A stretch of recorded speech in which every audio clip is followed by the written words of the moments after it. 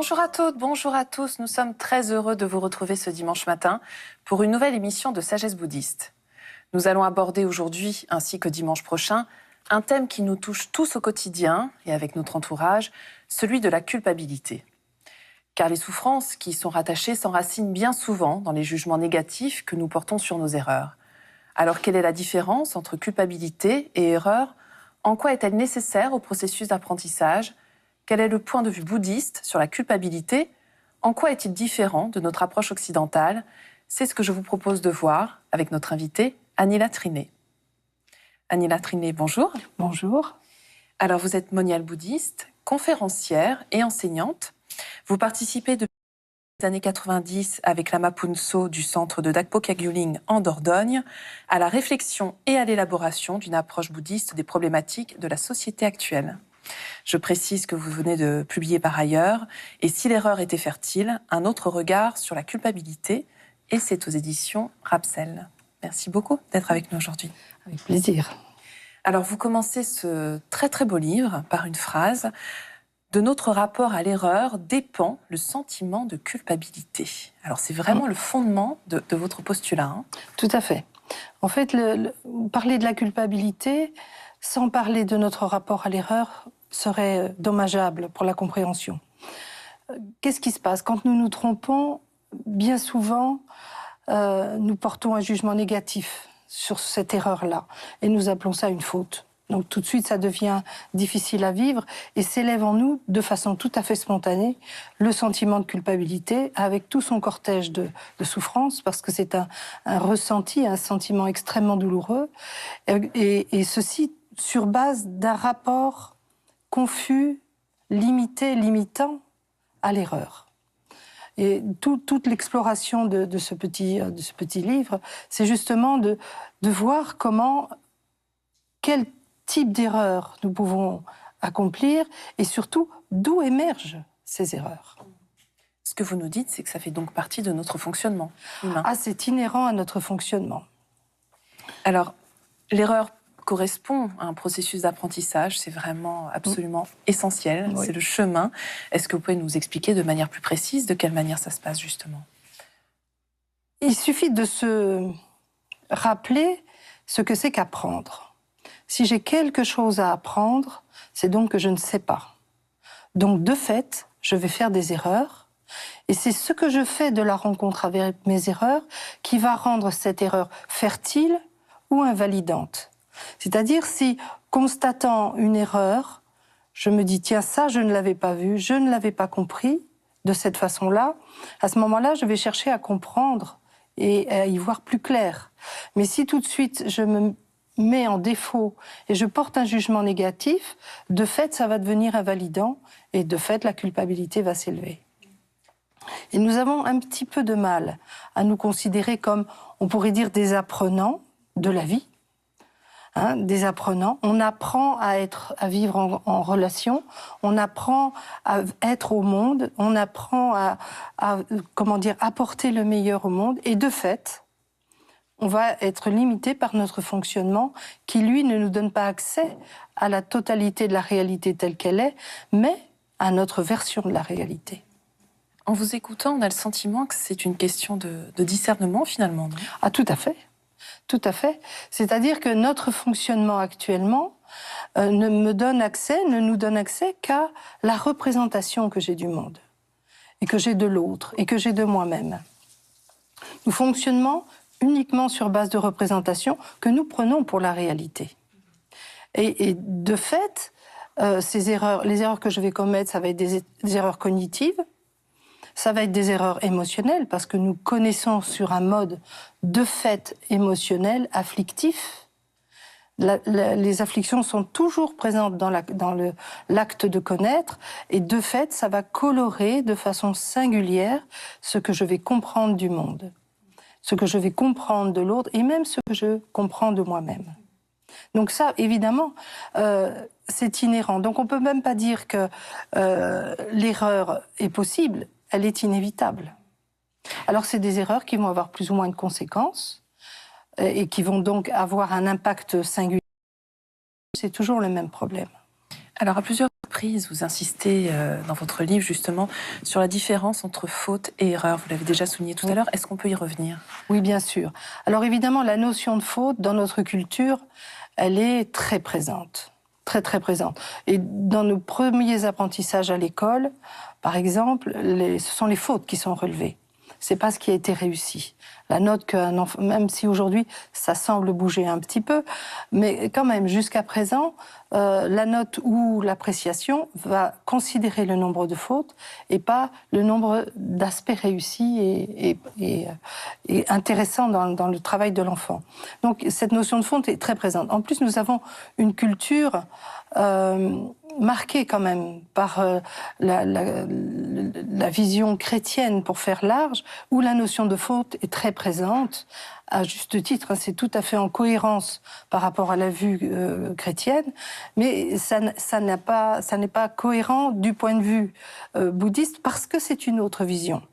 À chaque fois, les traditions religieuses ou spirituelles ont une cohérence interne qu'il est important de respecter, mais qui nécessite une compréhension et d'aborder la situation du point de vue du but, du point de vue du fruit, et c'est ce qui est pertinent dans la tradition catholique ne l'est pas dans la tradition bouddhique.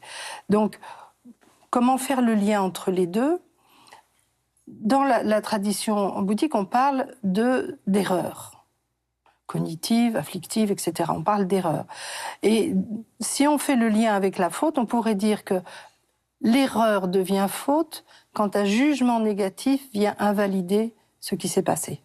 Par exemple? Par exemple, quelqu'un me parle de façon que je n'apprécie pas et je vais y répondre de façon sous le signe, entre guillemets, marqué par la colère. Ça, du point de vue de l'enseignement du Bouddha, cette réponse est erronée parce qu'elle vient générer de la difficulté pour moi-même sur mon esprit et de la difficulté relationnelle par rapport à l'autre. Donc il y a ainsi la conséquence des actes sur l'esprit vont être prioritairement pris en compte dans le rapport à l'erreur. C'est-à-dire que la réponse basée sur la colère, par exemple, là c'est un exemple, ça pourrait être une autre affliction, basée sur la colère, est erronée parce qu'à la fois elle peut blesser et générer de la colère chez l'autre, mais aussi, bien sûr, elle laisse une trace dans l'esprit qui, de fait, aura un impact. Alors, il y a une autre notion qui est indissociable de celle de culpabilité, c'est celle d'individu, du moi, de l'ego. Qu'en dire, Annie Latrinley? C'est un vaste sujet. Parler de l'ego du point de vue de l'enseignement du Bouddha, en fait, génère une mécompréhension. Parce que dans notre culture, ego a différentes significations. Il y a l'ego psychanalytique et en plus, en fonction des lignées, on pourrait dire, de psychanalyse, c'est aussi une vision un peu différente. En psychologie, c'est encore un peu différent, etc., etc. Puis dans le langage quotidien, quelqu'un qui a un peu d'orgueil, on va dire, il a un gros ego. Donc voilà, c'est toutes ces notions-là en fait que si on parle d'ego dans la tradition bouddhique, on risque de se tromper de sens. Au départ, ça avait été traduit par saisie égocentrée, mais on n'a retenu que le mot égo.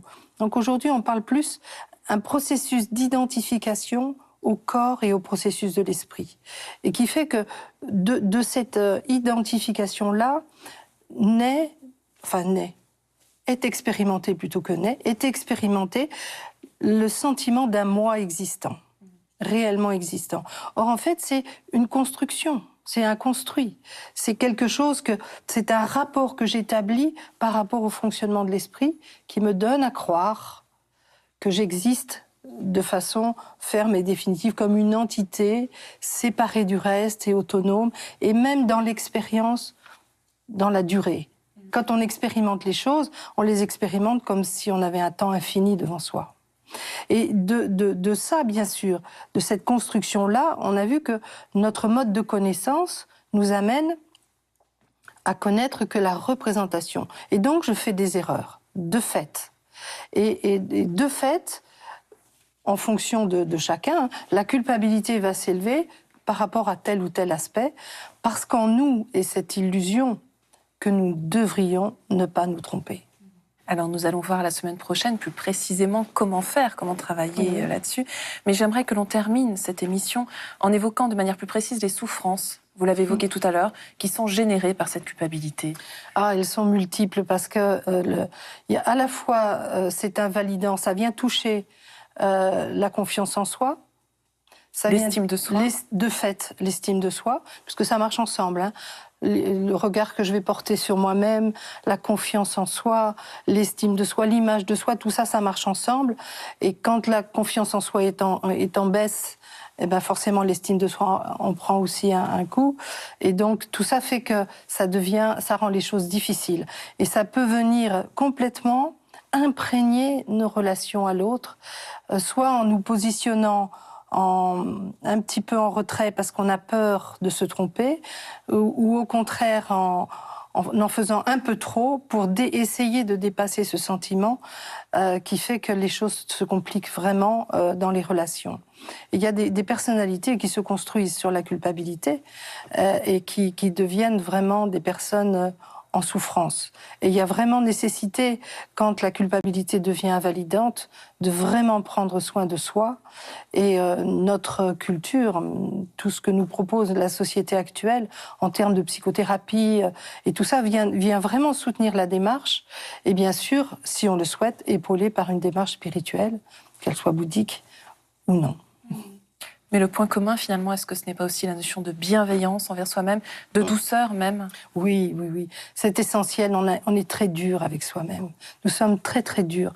En fait, ce regard bienveillant envers soi, ce regard doux et bienveillant envers... Si nous ne l'avons pas envers soi, comment être doux et bienveillant avec les autres ? Et c'est pas quelque chose qui est nécessairement facile à mettre en œuvre, même si ça paraît simple. C'est quelque chose qui n'est pas facile à mettre en œuvre à cause de tous ces jugements qui s'élèvent en permanence. Si j'avais su, j'aurais dû, j'aurais pas dû. Toujours c'est ce conditionnel qui revient sans cesse. Et cette difficulté de s'accepter tel qu'on est, non pas en ne regardant que les erreurs comme étant des problèmes, mais comme étant des ressources. C'est la rencontre avec mes erreurs qui va me donner la possibilité de grandir. Et donc avoir une vision plus vaste. De fait. Avoir une vision plus vaste et une vision plus claire envers nous-mêmes et envers les autres. Alors nous verrons comment nous y employer la semaine prochaine.